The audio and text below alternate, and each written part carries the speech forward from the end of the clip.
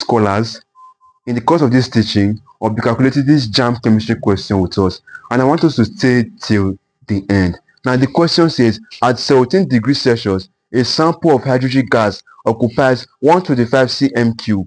What will the volume be at 100 degrees Celsius if the pressure remains constant? Now, this chemistry question is under Charles' law. Now, how do I know it's under Charles' law? Because talking about what? Temperature, degrees Celsius, and volume, temperature and volume. In one of my previous videos, I taught on Charles' law. I also derived it. I also gave the Charles' law equation. If you have not watched it, I would love you guys to go and watch that my previous video. Now, Charles' law equation is V1 over T1 equals to V2 over T2, where V1 is equals to initial volume, T1 is equals to initial temperature, then V2 is equals to what? Final volume, while T2 equals to what? Final temperature. So please, you should take note of that. V1 the formula, initial volume, T1 initial temperature, V2 final volume, T2 what? Final temperature. Now, under Charles' law, if you are being given temperature in degrees Celsius, it is advisable to convert it from degrees Celsius to Kelvin. Now, in converting from degrees Celsius to Kelvin, you simply add 273 to the value given to you in degrees Celsius.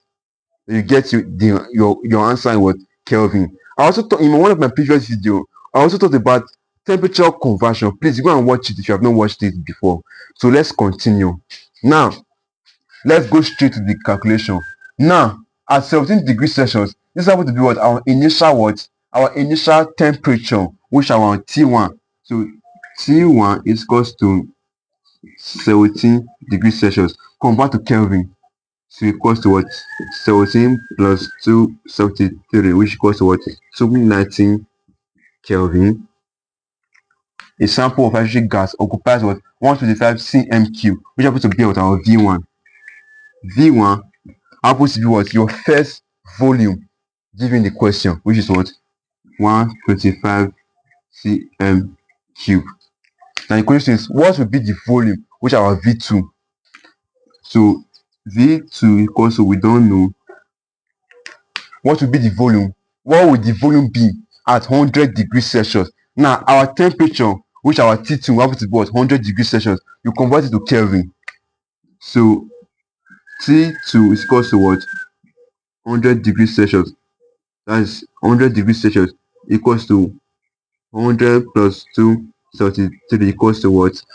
373 Kelvin. Now let's go straight to find what our V2.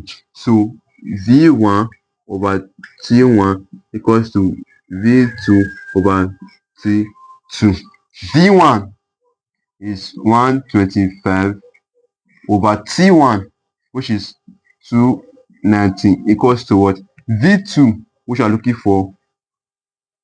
We're looking for V2 over T2, which is 373. Now at this point, we are going to cross multiply. So you cross multiply. So because this one up, multiply this one down, this one up, multiply this one down. So that's cross multiply. So it becomes what?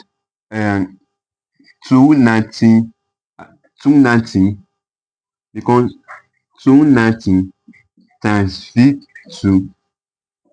V2 equals to what? 125 times 373. Now 290 times V2 will give you what? 290 V2 equals to 125 times 373 will give you 46,625. To give you what? 466, that's 46,625. Now we are asked to look for V2. We are not asked to look for 290 V2. Now to make V2 the subject of the formula, we are going to divide by the coefficient of V2. which is 290. So we're going to divide both sides by 290. So over 290 over 290. So 290 down, cancel 290 up. So therefore, V2 is equal to 46,625 over 290. So if you do this, you are going to get V2 equals to 160.7, approximately 161 cm cube.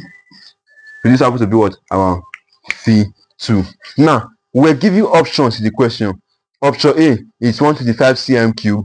Option B is 190 cm cube. Option C is 161 cm cube. Option D is 159 cm cube. And we got 161 cm cube. Of course, option C, 161 cm cube, is our final answer. So thank you guys for watching to the end. Like my video, follow my page, and also tell your friends about this tutorial. Thank you.